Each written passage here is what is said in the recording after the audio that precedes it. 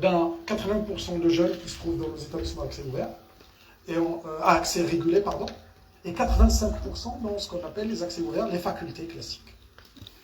Donc le choix le plus simple politiquement, et là je peux parler politiquement en tant que ministre et en tant que membre du gouvernement, c'était de doubler cet effectif de 15%. De dire, d'ici 2026, on va doubler ces établissements, on va leur donner les moyens, et on arrivera à 30% d'ici 2026. Faisable, plus facile. On ne va pas se disputer, voilà, on va aller dans les ENCG, dans les ENSA, dans les EST, excusez-moi si j'ai oublié d'autres établissements accès ouvert, les FST, etc. Et puis on se dit, on double. Et on donne le nombre d'enseignants-chercheurs, on donne les moyens financiers, matériels, et puis on y va. Et nous n'avons pas choisi cette solution, qui est la plus facile. Nous avons 85% de notre potentiel, de notre jeunesse qui se trouve dans les établissements accès ouvert. Et nous avons dit qu'il va falloir absolument, définitivement, qu'on remette les facultés au cœur du développement de l'université. Parce que c'est ça la clé. Donc, profitez de cette jeunesse, profitez de ces 85% pour essayer de redonner. Ça ne veut pas dire qu'on ne va pas s'occuper de l'accès régulé, donc des autres établissements à sélection. Donc, on va s'en occuper à la rentrée prochaine. Donc, on va aussi essayer de les remettre à jour en co-construisant les parcours, en co-construisant les filières avec le monde socio-économique, mais aussi avec toute la société. Parce que, bien évidemment, la société aussi utilise notre jeunesse, pas forcément que les grandes entreprises ou les petites entreprises. Et donc, c'est dans ce contexte que nous avons travaillé. Nous avons changé l'architecture pédagogique parce que tout le monde nous dit que nos enfants sont bien sur le plan académique, sur le plan scientifique, mais il manque de langue, il manque les compétences de langue et il manque les compétences de, power skills, pour résumer, le savoir-être, le savoir-vivre, tout ce qui peut développer les personnalités de notre jeunesse. Et c'est sur ça qu'on a bâti tout ce qu'on a fait. Et j'en profite pour remercier tous les enseignants-chercheurs, tous les administratifs et techniques de notre paysage universitaire, bien évidemment à leur tête les présidents d'université et les doyens.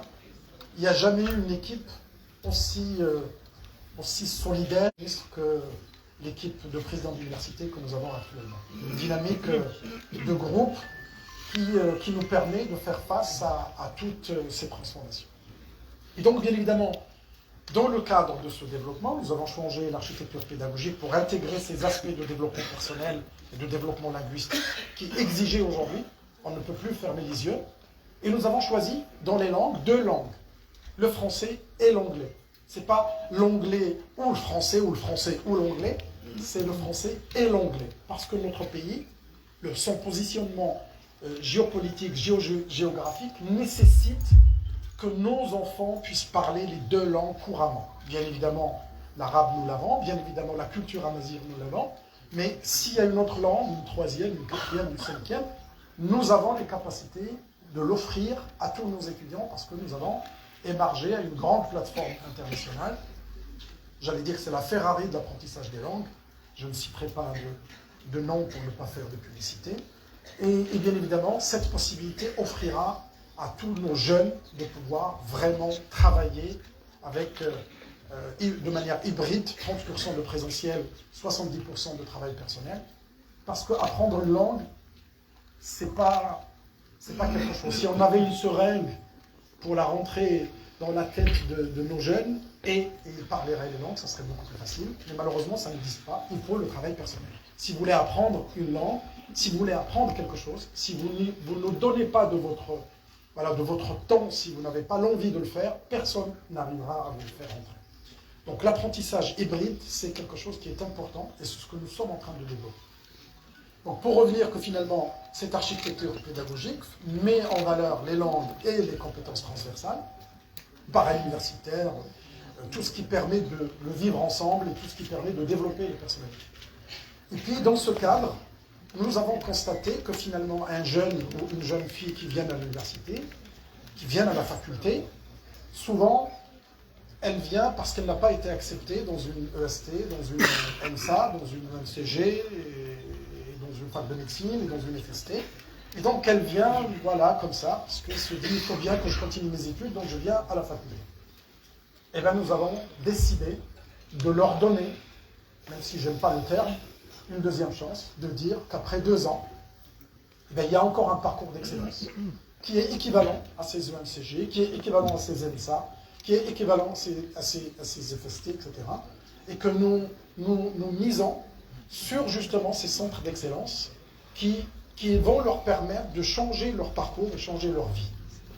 Et ces parcours, ces centres d'excellence, avec des parcours bien déterminés, co-construits avec le monde socio-économique, pour dire que finalement, ils vont faire 3 ans. Là, je m'adresse à la jeunesse, c'est 3 ans. Ça veut dire que quelqu'un qui est accepté après Bac+2, il vient pour faire une licence la première année, et les 2 années suivantes, il fait un master. Mais il ne fait plus de sélection. Il rentre, il a 3 ans devant lui, et le parcours scientifique et académique qui est mis en place, c'est un parcours sur 3 ans. Ce n'est pas un parcours sur 1 an plus 2. C'est un parcours sur 3 années. Simplement, il y a la possibilité de quitter après une année, et à ce moment-là, les jeunes vont avoir une licence, qui est aujourd'hui le terme consacré dans notre université marocaine. Donc, Bac+2, sélection, et bien évidemment 3 années pour sortir, l'équivalent de sorte de pouvoir donner une deuxième chance. Voilà un peu l'ossature résumée de ce que nous sommes en train de faire. Et donc, bien évidemment, l'architecture pédagogique qui est appliquée à tout le système universitaire marocain, c'est une architecture avec 5 modules sciences et techniques et professionnelles, et puis 2 modules transversaux, un pour les langues, et puis un pour ce qu'on a appelé tout ce qui est digital skills, tout ce qui est culture, tout ce qui est art, etc., qui permet d'accompagner la personnalité, en tout cas de forger la personnalité de notre jeunesse. Ça, c'est l'aspect vraiment le plus important. À côté de ça, nous avons aussi réformé le doctorat. Le doctorat, il y a bien évidemment un travail scientifique, d'encadrement, de recherche, comme c'est le cas et comme c'est connu depuis très longtemps, et que nous y avons rajouté ce qu'on appelle des modules linguistiques qui imposent, avant de soutenir le doctorat, il faut avoir le TOEIC et le DALF, français, anglais. Bien évidemment, s'il y a une autre langue, ça remplacerait une des 2. Et puis, il y a tous les modules qui sont obligatoires, digital skills, et puis des modules qui permettent aussi de renforcer encore cette personnalité, qui permettent de dire finalement, de viser un docteur qui deviendra probablement soit un enseignant-chercheur, soit un chercheur dans une grande entreprise ou petite entreprise, mais qui doit avoir les caractéristiques, qui doit avoir les compétences de coaching, qui est expert dans son domaine, mais qui doit être quelqu'un qui peut conseiller les jeunes, qui peut, je dirais, être capable de pouvoir adoucir éventuellement des situations qui sont difficiles. Et avec, bien évidemment, les compétences de digital skills, parce qu'il y a des transformations qui sont considérables, qui sont en train de s'opérer maintenant, et que, bien évidemment, nous avons chaque jour, chaque semaine, nous avons des nouveautés dans ce domaine. Et donc, voilà les grands axes de cette réforme. Nous avons lancé, je crois que c'est maintenant jusqu'au 30 décembre, si les souvenirs sont bons, les doctorats de nouvelle génération. Nous avons mis, pour la première fois de l'histoire de l'université marocaine, et je voudrais profiter de cette occasion pour remercier M. le chef de gouvernement et le ministre du budget et la ministre de l'économie pour nous avoir aidés à mettre ça en place. 1000 docteurs de nouvelle génération qui sont financés 7000 dirhams net par mois pour ne faire que de la recherche, avec bien évidemment un certain nombre d'heures d'accompagnement qui sont aux alentours de 90 heures par année. C'est l'équivalent à peu près de, allez, pour simplifier, de 3 heures par semaine, si je prends 30 semaines de cours. Et dans ces 1000 doctorants de nouvelle génération, nous avons réservé une centaine pour le monde socio-économique. Parce que nous savons qu'aujourd'hui, nos entreprises ont besoin de faire de la R&D et que nous sommes là pour les aider, pour accompagner ce mouvement. Je pense que, si je prends juste le cas de l'automobile, parce que je sais qu'il y a parmi nous des responsables de ce secteur, si je prends juste ce cas-là, je pense que nous avons gagné la confiance des grands constructeurs d'automobiles. Aujourd'hui, on est devenu un vrai hub d'automobiles, comme c'est le cas pour l'aéronautique, comme c'est le cas dans d'autres domaines, de l'énergie renouvelable, etc. Mais je prends le cas de l'automobile. Au début, on a commencé par le montage. Ça veut dire que c'est plus une destination, finalement. Les grandes entreprises arrivent mais ils assemblent et ils montent, en quelque sorte, les véhicules. Aujourd'hui, si nous voulons que cette industrie continue à se développer, ben, il va falloir qu'on fasse de la R&D, parce que là aussi, dans le cadre de l'automobile, il y a des transformations qui sont énormes. Je sais qu'il y a un progrès considérable qui a été fait, que finalement les sous-traitants sont tous là maintenant, qu'il y a une marocanisation, je dirais, des compétences dans le domaine, mais nous devons continuer à faire de la R&D si on veut continuer à exister dans ce milieu, comme c'est le cas pour l'aéronautique. L'avion de demain, ça ne sera pas forcément l'avion d'aujourd'hui. Et la voiture, je vous laisse imaginer tout ce qui est en train de se transformer, ne serait-ce que par le véhicule électrique batterie, mais il y a d'autres techniques en particulier, mais il n'y a pas que ça, il y a aussi toute l'intelligence. Et le véhicule intelligent, il y a toutes les transformations qui sont en train de se faire. Et donc on doit absolument accompagner notre système socio-économique qui est dans ces domaines.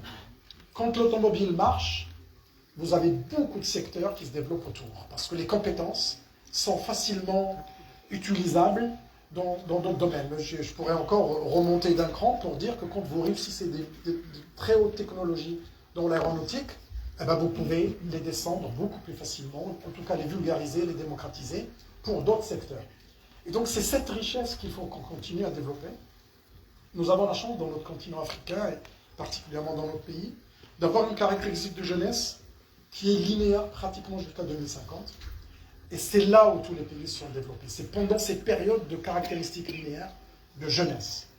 Et donc, il faut continuer à aider notre jeunesse d'abord à s'intégrer. Un jeune, comme je le disais tout à l'heure, un jeune qui échoue, ce n'est pas simplement un échec pour lui et sa famille, c'est un échec pour toute la nation. Et c'est un capital humain en moins, et Sa Majesté le dit, que Dieu l'assiste, insiste énormément sur cet aspect, parce que je pense qu'on a compris depuis maintenant une trentaine d'années, qu'on a compris que ce n'est pas l'investissement dans les murs, ce n'est pas l'investissement dans les grands équipements qui est important, même si, bien évidemment, il est nécessaire. Mais le vrai investissement, c'est dans leurs ressources humaines. Et je pense que les entrepreneurs et les multinationales le savent.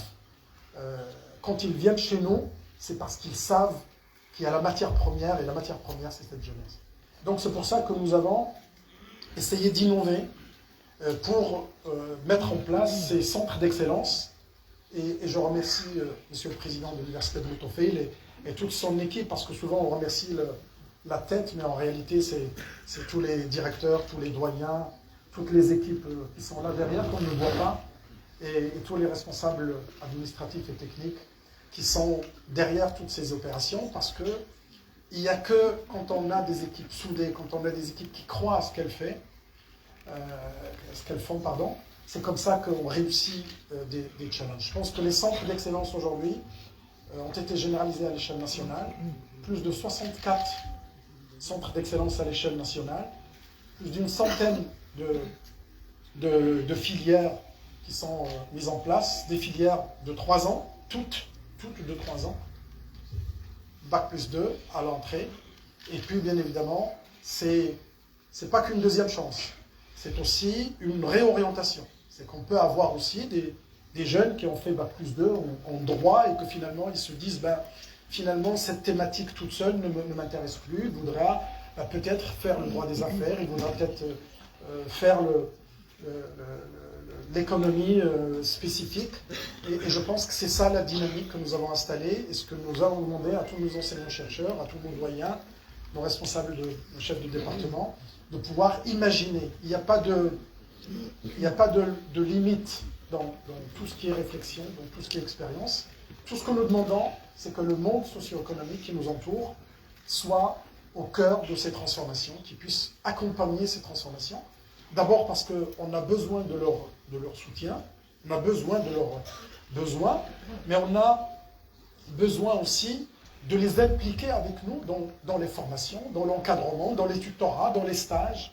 Et il n'y a que comme ça que nous allons réussir ces transformations qui nous pendent au nez, que bien évidemment tout ce qui est en train de se passer aujourd'hui nécessite à ce que notre jeunesse soit au cœur de ces transformations. Si je prends aujourd'hui le cas, je prends aujourd'hui le cas de l'intelligence artificielle dans sa globalité, mais en particulier l'intelligence artificielle générative, nous ne pouvons pas fermer les yeux nous devons absolument former notre jeunesse, nous former nos enseignants-chercheurs, nos administratifs et nos techniciens, former aussi, je dirais, l'entourage de notre université, en tout cas la société, sur ces éléments, parce qu'elles sont en train de pénétrer dans je dirais, tous les axes de nos vies, et que l'université, ça sera l'université tout au long de la vie. C'est terminé l'université où je viens, je m'assois dans un amphithéâtre, j'obtiens un diplôme et je m'en vais. Je pense que c'est terminé. Il va falloir intégrer le fait qu'on va y revenir. Mais il faut que l'université fasse en sorte de mettre à disposition l'université, de changer le cadre pour que les gens reviennent pour tout simplement un certificat, pour tout simplement, je dirais, une formation bien particulière. Ça veut dire qu'on doit être capable de faire du sur-mesure. Et c'est ça que nous sommes en train également de développer pendant cette année, que nous allons mettre en place à la rentrée prochaine. La formation continue, en tout cas la formation tout au long de la vie, pour les entreprises, mais aussi pour notre personnel. Et je peux vous dire que même nous, on a besoin aussi, même si nous sommes docteurs 2 fois ou 3 fois, mais ça n'exclut pas que nous pouvons être ignorants dans un certain nombre de domaines et qu'aujourd'hui les transformations sont énormes, qu'un enseignant-chercheur, qu'un administratif et technique qui ne connaît pas l'intelligence artificielle générative, ça veut dire qu'il n'est pas expert dans l'utilisation, parce que bien évidemment tout le monde va l'utiliser. Il ne s'agit pas, et je m'adresse aux jeunes, il ne s'agit pas simplement d'utiliser ces outils pour copier ou pour faire quoi que ce soit. Il s'agit plutôt de les utiliser et d'être expert, de les utiliser de manière intelligente.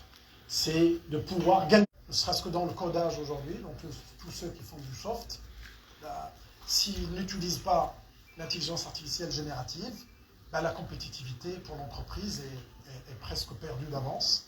Et donc c'est ça que nous cherchons. Nous cherchons à faire gagner en compétitivité à nos entreprises et que nous souhaitons que les jeunes qui arrivent dans l'entreprise puissent être employables et utilisables immédiatement. Parce que l'entreprise n'a pas les 6 mois, n'a pas les 3 mois ou les 1 année à reformer. Et que si on travaille tous ensemble, nous allons probablement arriver à sortir, excusez-moi encore une fois, entre guillemets, un produit qui correspond parfaitement à ce que notre monde socio-économique. Sans oublier que les jeunes vont changer d'emploi, pas comme nous. Nous, on va changer d'emploi 1 ou 2 fois ou 3 fois dans notre vie, mais les jeunes vont changer 15, 20, 30 fois. On leur demande même de créer leur emploi. Ça veut dire dans l'entrepreneuriat, il y a aujourd'hui un développement qui est en train de se faire. Ce qui fait que le paysage de formation dans les universités a complètement changé de forme et qu'il faut qu'on arrive à trouver notre place et intégrer l'université marocaine dans ce dispositif. Alors, je ne voudrais pas être plus long que ça, mais j'en ai profité parce qu'il y a le monde socio-économique. Il y a 35 entreprises, 35 signatures. Je voudrais vraiment les féliciter pour cette confiance et féliciter encore une fois Monsieur le Président et toute l'équipe de l'université de Boutonville, cette belle université qui se développe à une vitesse extraordinaire. Et encore une fois, un grand merci j'allais dire, à toute l'équipe des présidents d'université qui est assise tout ici, sans oublier bien évidemment tous nos invités qui ont accepté d'être là, et que nous avons également le directeur de l'ONUS, que finalement est en train de se transformer également. Toute la partie sur laquelle nous misons également, c'est toute la partie accompagnement des jeunes. Si on veut sortir j'allais dire un peu des têtes bien faites, il faudrait leur offrir voilà, des activités para-universitaires, des activités qui permettent le développement personnel. Et nous avons un bel outil qui est l'ONUS qu'on va utiliser au mieux pour qu'on puisse répondre à cette question. Merci beaucoup.